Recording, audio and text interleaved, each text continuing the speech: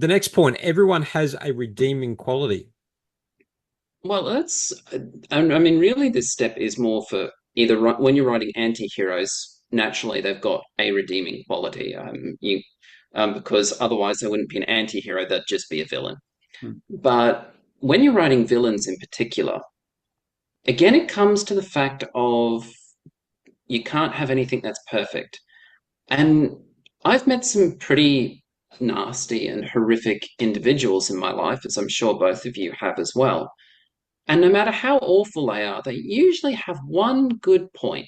It probably doesn't justify the rest of the horrible stuff and they do, but there's usually a good nugget somewhere, and it's the exception that proves the rule. If they don't have that slight redeeming feature, it's now no longer believable because humans are not black and white. We're all shades of grey. So you've got to have that redeeming feature, I think, even in a villain, to make them believable. And maybe the evil witch has a nice garden, and that might be all it takes. Yeah, I did mention I write bizarre stuff.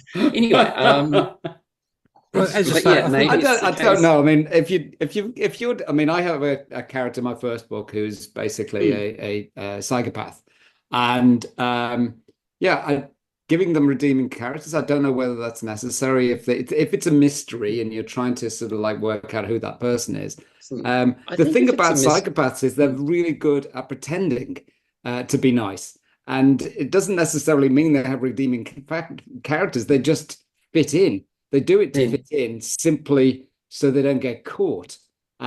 yeah, They're not particularly nice though. well, and I mean, but that still is a something they're good at. They can fit into They're that. good, yes. Yeah, there is that. They've got the, I mean, maybe redeeming feature might be the wrong word because it's not necessarily redeeming them in any way. Yeah, It's just a way that they can function in society, I guess. yeah, Because if someone's walking down the mall kicking puppies and shooting people all the time, you know something bad's going to happen to them. yeah, yeah. You've got to have, and I mean, the same is true for fantasy. Honestly, I think Sauron in Lord of the Rings is not a great villain. Like he just is sort of there, but doesn't really do much. Doesn't. I Mind you, think he the didn't best. have much of a body though. It was just the No, eye. no, the giant floating eye thing without arms or legs. I really think that was a miss on his part when you're reincarnating yourself. although have you seen Uh, the new series? It's into season 2 now, where they're going right back into Sauron's mm, backstory as he's a bit of a shape shifting human. mm, Haven't watched Mm. that yet. I'd mm. recommend it. Have you It's just have you just spoiled it for me? no, no, there's Oh, no good, spoilers there. good. But I take your point, David, about even villains. I think they often say that a really good villain is someone that your readers can empathize with. If they're doing really Mm, bad things, if your readers can understand that why are they doing it due to retribution, revenge, maybe mm, they're doing it because their ideology is that by doing this, by dropping a nuclear weapon, is going to wipe mm, out. 60% of the human population and thereby save planet Earth. mm. So the rationale for Yeah. why they're doing evil things, some people can possibly empathize with and understand at least their reasoning behind it. Your villain could be charismatic, they could be a great leader, but they just do bad things. But maybe they can justify the reasons, or in their own mind, they can justify it. I mean, the best example I could give you would be Lord Voldemort and Dolores Umbridge in Harry Potter. Which do you hate more? Dolores Umbridge, because you can relate to Dolores Umbridge of, I've got a system, I've got to prove this, and she's got the cute kitties everywhere, which just makes her infinitely more creepy. The cute cats, the doilies, the pink, all of that, that sweet grandmother image, that just makes her infinitely worse than Voldemort in so many ways. Mm. And you do, but she's also the more believable character. We have all met someone like that who gets a bit of power, knows the rules, and is quite drunk on it. I mean, there are several bureaucrats I have met over the years in various governments who they're basically a carbon copy of Dolores Umbridge. So I think that's really what we're aiming for in villains is that sort of believability of them. Yeah. Yep, I often yep. use the character as an example, Dexter. Dexter, I really love Dexter. He's Yes. a likable sort of Mm. guy. He's a functioning, is he a sociopath or psychopath? But He would he's have to be a functioning. psychopath because a sociopath isn't particularly functioning. Okay. So he's functioning. But what's really endearing about him is that he only kills bad people. He's harnessing his urge to kill people Mm. by controlling it, and he only kills bad people. So as a viewer or a reader, you get to, you kind of he's the kind of the hero of the story, even though he's a serial killer. So I think those sort of characters, again, rather than just having your bad guy is just inherently evil and they're just a bad guy, Mm. give them something to their personality that at least your readers can in some way empathize with who they Mm. are. And they often say that your villain should feature just as strongly in your story Mm. as the hero. You know, it's Luke Skywalker, Darth Vader, they both feature just as heavily. They've both got their own they stand out. They've both got their own endearing features. I would say that the villain is equally as important, if not more important, than the hero. Because the hero we're really transposing ourselves onto, Yeah. whereas the villain we're not. So the villain has to be really well written, or why would you want to be a hero if it's just this garden variety villain? No, everyone wants to take down the villainous mastermind or the great dark lord, but no one really wants to just go out and beat up the guy in a black cloak. Hmm. My favorite villain is Doctor Evil out of the um, Austin Austin Powers series. Powers. Austin Yeah, Powers, yeah. he just starts being evil, but you can't help but love the guy as by the third movie, you just can't help but love him. How about we move on to the next point? Try giving a character a vocal tick, and that might kind of lead into or segue back to what we are talking about before about how, identifying certain character traits. Um, so Yeah, giving your character it's a very much vocal in the tick. same vein. Mm, Yeah, it's very much in the same vein as that of the first step is how do you create a visual identifier? And this is how do you create a linguistic identifier? Because if you have to write every single time, Angus said or said Angus, A, that's a lot of excess words, and we all know publishers actually actively want us to try and keep novels' word counts down where possible, but it does slow the reader down as well. So you can use a vocal tick, one, to communicate a lot about the character, but you can also use it as an identifier. So I'm one of the books I'm working on at the moment. I have a cat as one of the characters, and every now and then in the sentence it will just meow, but you instantly know that it's the cat talking because you've Yeah. got that in there. There's no other character that does that. So, and it also conveys the way it's done conveys that this cat is a little bit proud and a little bit lazy. And so you can use those vocal tics in that sort of way. Maybe your character speaks in very proper British English, and that can create a certain feel to that character as well. I often don't recommend doing it with the main character because that's the character that the reader is transposing themselves onto. But mm, side characters, Yeah. you can create really memorable Yeah. side characters with a vocal tick. Case in point, Yoda. mm, Yeah, I mean, I have a character in my second book, Beneath Contempt, who's it's based on it's set in Mornington Island, and that's a an Aboriginal sort of island, and yeah, there's a character there, Charlie, and he says a lot. It's not a question; it's just he Mm. uses it regularly within his Yeah. as he talks, and so you don't have to put Charlie said because everyone knows when they're reading it's Charlie because there's quite a few A's written in there, and yeah, that it certainly Mm. helps in when you've got several people, several characters talking. Yeah, it just makes everything run more smoothly. And again, you can use it as a breadcrumb sort of technique as well of does someone, in my case, can someone hear a cat meowing in the distance as a clue to something later on? So you can use Yeah. their vocal tics in that way as well. So I find it's a really useful way, and particularly like dialogue's not the easiest thing to write for most people. So it's a good way of also putting you in the feel of how is that character naturally going to talk rather than just having some boilerplate phrasing that's going to sound a bit dead. Mm, Mm. mm. Yeah, yeah. Now, the next one is another big issue relating to your character needs a goal. Yeah. So, I mean, even if, and a lot of this is stuff you may never have to or reveal to the reader. But I feel like in the author's head, every character, even a lot of the side characters, need to have a goal of what they're working towards. Because again, I guess the crux of this is how do you make characters more human? Is really the goal of these 8 steps. And this is sort of, we all have a goal. Even very elderly people usually still have a goal. That's why they are all of the healthy 90 and 100-year-olds I know have a reason to get up in the morning, a reason to go out and do things. They have that goal no matter what it is. And I think innately all humans do. And when you lose that goal and you lose that purpose, that's when you tend to get sick.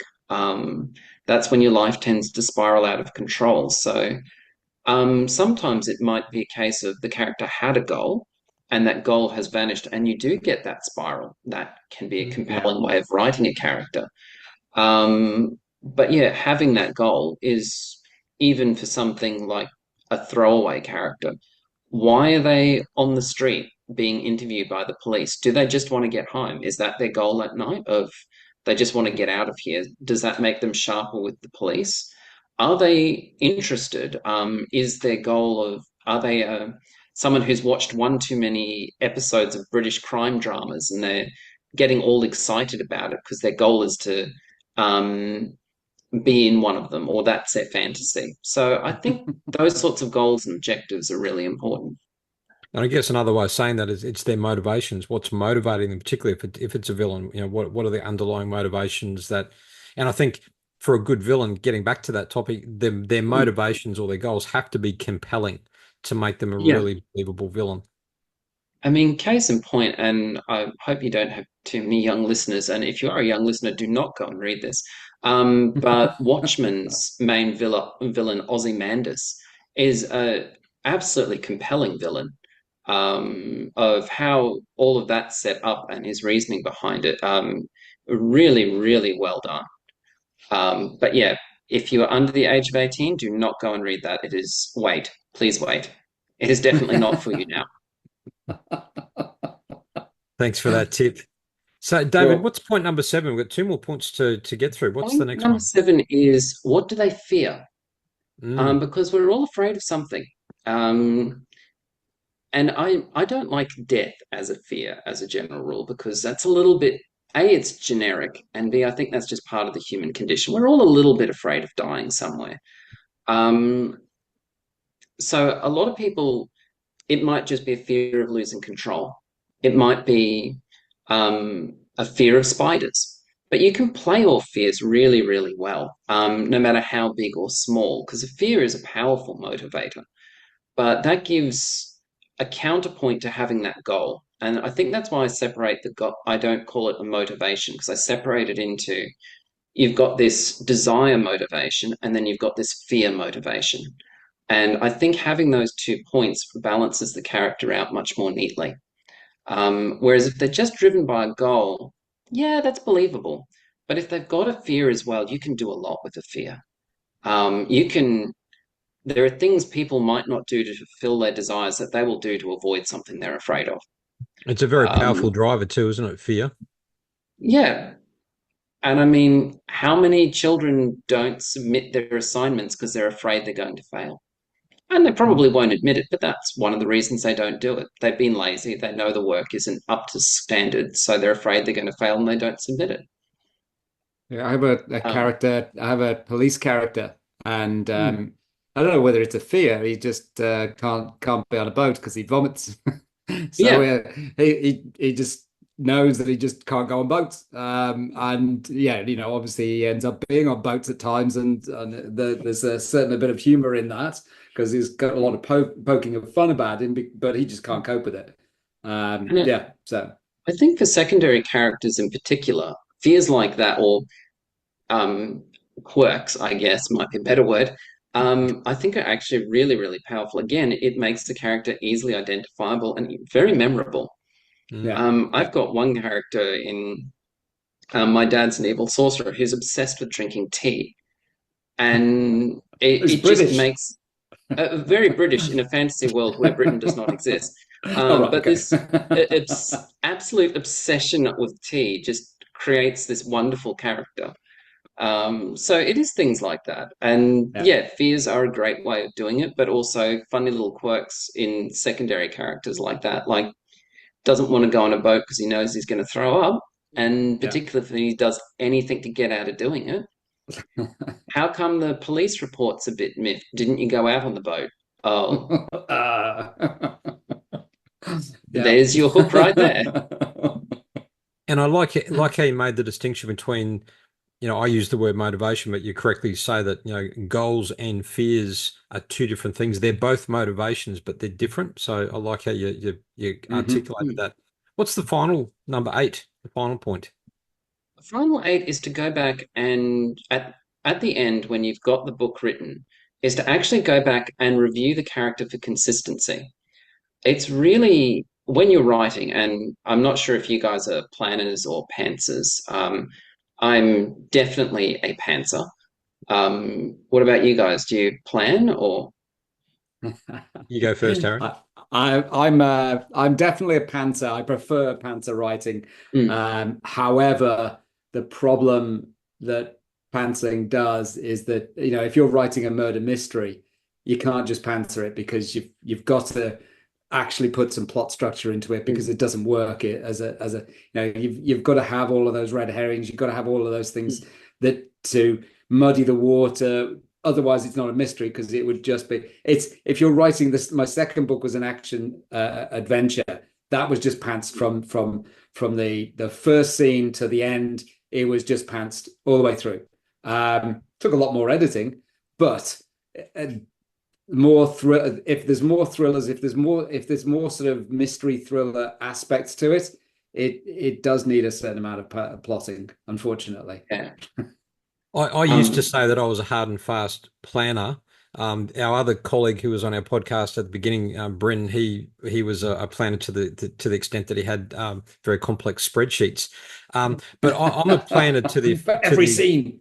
yeah, I'm a planner to the extent that I like to have the structure, the bones, the skeleton on my story. So, for example, the most recent story that I've written it's a crime mystery, but it's told over two concurrent timelines, past and present. So, and the story alternates between the two. So I had to find a way for them to remain in sync so that they could then merge at the end. So I had to pre-plan how the chapters were going to relate to each other, told over converse and concurrent timelines. But what I'll do is I'll work out the bare bones, what has to occur in this chapter. So I know in advance, okay, this has to occur in this chapter, but then I sit down and write it, and then that's when the element of pantsing comes in, where I don't Yeah. exactly know how it's going to happen or what's going to be said, and that's the fun part. I know it's got to be done. I've already done the heavy lifting in terms of identifying the idea and the concept. Then I can just be more creative when I'm actually sitting down writing it. mm, My latest book, I think it was about 4 or 5 chapters ahead. I would have what's supposed to be in that chapter, but it would literally be a phrase. This is what's supposed to happen here, and this is what's supposed to happen here. But other than that, nah. And I would just and then get to the end of that bit and then go, okay, what do I need to do next? And then say, I've got another 4 chapters, 5 chapters, and yeah, so it's very, very loosely plotted, but mm. mostly pantsed. Yeah, I'm Angus and I are basically with you here, Harry. If we very loosely plot things, I mean, the irony is that Angus is a pantser and does not wear pants. Um, but What's the story with a Kevlar pod, isn't it? You put on your hat, you put on your shoes, done. bow tie and glasses solved. Is he Um, a friend with Henry the Octopus from the Wiggles? I just got to ask. Are they in contact with that? no, but if Henry the Octopus from the Wiggles is on social media, please reach out. Would love to shake tentacles. Yeah. Maybe they both need Tinder profiles and they can meet. Or and anyway, sorry, Yeah, I yeah. I digress. mean, We do have to ask, are they arms or are they tentacles? I go with their tentacles myself, although depending on which textbook you're consulting, they are arms. Arms, yeah. Because the thing is that a squid has tentacles, but two. So you Mm. have the arms of the bits in the middle, the sort of chubby bit, and then the Mm. bits that they fire out to catch things are the tentacles. Yeah, So they yeah. actually differentiate. Whereas an octopus doesn't have the tentacles, so it's yeah, arms. Technically, they are arms, but Arms, I yeah. just think tentacles rolls off the tongue a lot better. It sounds so much better, doesn't it? Yeah, yeah, yeah. All right, But getting we might back have to to reel this back in. We keep segueing back to off Yeah. point Oh, A, sorry. we Yeah, have yeah. gotten off topic. But Books. books, yeah, but we have sort of gone there though because when you're pantsing, it's really easy for the character to sort of shift a little bit of the way through the novel. Yeah. And they might just say a phrase which is not quite how a person like that would phrase something. Mm. So the final step is to actually go back and give them. The very final step is to give them whatever final name you're going to give them, but go back through and review the dialogue in light of all of the other points and with what sort of, particularly the vocal tick you've decided on for them, and making sure everything lines up. It's that final checkpoint, particularly for pantsers, is really, really important. Otherwise, you'll end up with one sentence somewhere, and it's like, would that character really say that?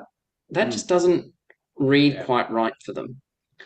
So that final check is really the last stage of creating a good character, is going through and making sure it all lines up at the end and that it's believable for that character.